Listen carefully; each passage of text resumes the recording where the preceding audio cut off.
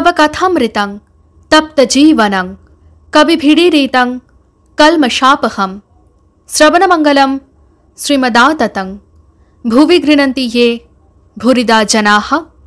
श्री श्री रामकृष्ण कथामृत। ठाकुर श्री रामकृष्ण दक्षिणेश्वर मंदिरे भक्त संगे नवम परिच्छेद 1884 2रा फेब्रुआरी। सन्ध्यार पर ठाकुर बाड़ीते आरती हइया गेल। कियत्क्षण परे अधर कलिकाता हইতে आसिलेन ओ ठाकुरके भूमिष्ठ हइया प्रणाम करिलेन। घरे महिमाचरण, राखाल, मास्टार हाजराओ एक एक बार आसितेछेन। अधर आपनी केमन आछेन? श्री रामकृष्ण स्नेहमाखा स्वरे, এই देखो हाथे लेगे कि হয়েছে? সহাস্যে, আছি আর কেমন। অধর মেঝেতে ভক্ত সঙ্গে বসিয়া আছেন। ঠাকুর তাহাকে বলিতেছেন, তুমি একবার এইটে হাত বুলিয়ে দাও তো। অধর ছোট খাটটির উত্তর প্রান্তে বসিয়া ঠাকুরের শ্রীচরণ সেবা করিতেছেন। ঠাকুর মহিমাচরণের সহিত আবার কথা কহিতেছেন। শ্রীরামকৃষ্ণ মহিমার প্রতি, অহেতুকি ভক্তি তুমি এইটি যদি সাধতে পারো তাহলে বেশ হয়। মুক্তি, মান, টাকা, রোগ ভালো হওয়া কিছুই চায় না, কেবল তোমায় চায়। এর নাম অহেতুকি ভক্তি। বাবুর কাছে অনেকেই আসে, নানা কামনা করে, কিন্তু যদি কেউ কিছুই চায় না, কেবল ভালোবাসে বলে বাবুকে দেখতে আসে, তাহলে বাবুরও ভালোবাসা তার উপর হয়। প্রহ্লাদের অহেতুকি ভক্তি, ঈশ্বরের প্রতি শুদ্ধ নিষ্কাম ভালোবাসা। মহিমাচরণ চুপ করিয়া আছেন। ঠাকুর আবার তাহাকে বলিতেছেন, আচ্ছা তোমার যেমন ভাব সেই রূপ বলি, শোনো। মহিমার প্রতি, বেদান্ত মতে স্বস্বরূপকে চিনতে হয়, কিন্তু অহং ত্যাগ না করলে হয় না। অহং একটি লাঠির স্বরূপ, যেন জলকে দুভাগ করছে। আমি আলাদা, তুমি আলাদা। সমাধিস্থ হয়ে এই অহং চলে গেলে ব্রহ্মকে বোধে বোধ হয়। ভক্তেরা হয়তো কেহ কেহ ভাবিতেছেন, ঠাকুরের কি ব্রহ্মজ্ঞান হয়েছে? তা যদি হয়ে থাকে তবে উনি আমি আমি করিতেছেন কেন? ঠাকুর আবার কথা কহিতেছেন, আমি মহিম চক্রবর্তী, বিদ্বান। এই আমি ত্যাগ করতে হবে। বিদ্যার আমিতে দোষ নাই। শঙ্করাচার্য লোকশিক্ষার জন্য বিদ্যার আমি রেখেছিলেন। স্ত্রীলোক সম্বন্ধে খুব সাবধান না থাকলে ব্রহ্মজ্ঞান হয় না। তাই সংসারে কঠিন। যতই শেয়ানা হও না কেন, কাজলের ঘরে থাকলে গায়ে কালি লাগবেই। যুবতীর সঙ্গে নিষ্কামেরও কাম হয়।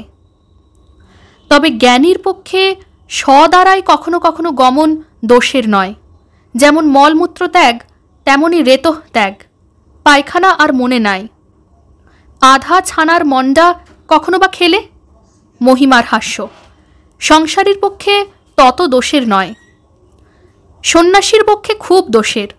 সন্ন্যাসী স্ত্রীলোকের চিত্রপট পর্যন্ত দেখবে না। সন্ন্যাসীর পক্ষে স্ত্রীলোক যেমন থুতু ফেলে থুতু খাওয়া। স্ত্রীলোকদের সঙ্গে সন্ন্যাসী বসে বসে কথা কবে না। হাজার ভক্ত হলেও, জিতেন্দ্রিয় হলেও আলাপ করবে না। সন্ন্যাসী কামিনী কাঞ্চন দুই ত্যাগ করবে। যেমন মেয়ের পট পর্যন্ত দেখবে না, তেমনি কাঞ্চন অর্থাৎ টাকা স্পর্শ করবে না। টাকা কাছে থাকলেও খারাপ।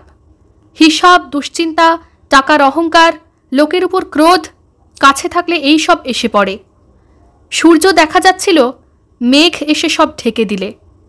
তাই তো মারোয়ারি যখন হৃদের কাছে টাকা জমা দিতে চাইলে আমি বললাম, তা হবে না, কাছে থাকলেই মেঘ উঠবে।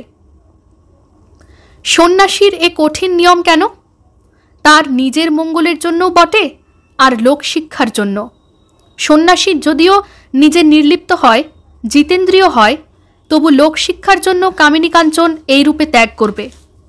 সন্ন্যাসীর 16 আনা ত্যাগ দেখলে তবে তো লোকের সাহস হবে, তবেই তো তারা কামিনী কাঞ্চন ত্যাগ করতে চেষ্টা করবে। এ ত্যাগ শিক্ষা যদি সন্ন্যাসী না দেয় তবে কে দিবে? তাকে লাভ করে তবে সংসারে থাকা যায়। যেমন মাখন তুলে জলে ফেলে রাখা। জনক ব্রহ্মজ্ঞান লাভ করে তবে সংসারে ছিলেন। জনক দুখানা তরবার ঘোরাতেন, জ্ঞানের আবার কর্মের। সন্ন্যাসী কর্ম ত্যাগ করে, তাই কেবল একখানা তরবার, জ্ঞানের। জনকের মতো জ্ঞানী সংসারী গাছের নিচের ফল উপরের ফল দুই খেতে পারে। সাধু সেবা, অতিথি সৎকার এসব পারে। মাকে বলেছিলাম, মা, আমি শুঁটকে সাধু হব না। ব্রহ্মজ্ঞান লাভের পর খাওয়ারও বিচার থাকে না। ব্রহ্মজ্ঞানী ঋষি ব্রহ্মানন্দের পর সব খেতে পারত, শূকর মাংস পর্যন্ত। মহিমার প্রতি মোটামুটি দুই প্রকার যোগ, কর্মযোগ আর মনোযোগ। কর্মযোগের দ্বারা যোগ আর মনের দ্বারা যোগ। ব্রহ্মচর্য, গার্হস্থ, বানপ্রস্থ আর সন্ন্যাস, এর মধ্যে প্রথম তিনটিতে কর্ম করতে হয়। সন্ন্যাসীর দণ্ডকমণ্ডলু ভিক্ষাপাত্র ধারণ করতে হয়। সন্ন্যাসী নিত্যকর্ম করে, কিন্তু হয়তো মনের যোগ নাই, জ্ঞান নাই, ঈশ্বরে মন নাই। কোনো কোনো সন্ন্যাসী নিত্যকর্ম কিছু কিছু রাখে লোকশিক্ষার জন্য। গৃহস্থ বা অন্যান্য আশ্রমী যদি নিষ্কাম কর্ম করতে পারে, তাহলে তাদের কর্মের দ্বারা যোগ হয়। পরমহংস অবস্থায় যেমন শুকদেবাদির কর্ম সব উঠে যায়, পূজা, জপ, তর্পণ, সন্ধ্যা, এইসব কর্ম। এই অবস্থায় কেবল মনের যোগ। বাহিরের কর্ম কখনো কখনো সাধ করে লোকশিক্ষার জন্য, কিন্তু সর্বদা স্মরণ মনন থাকে। ওং নিরঞ্জনং নিত্যম অনন্তরূপম ভক্তানুকম্পাধৃতবিগ্রহং বৈ ঈশাবতারং পরমেশমেঢ্যং তং রামকৃষ্ণং শিরসা নমামঃ। শ্রীরামকৃষ্ণ अर्पणमस्तु।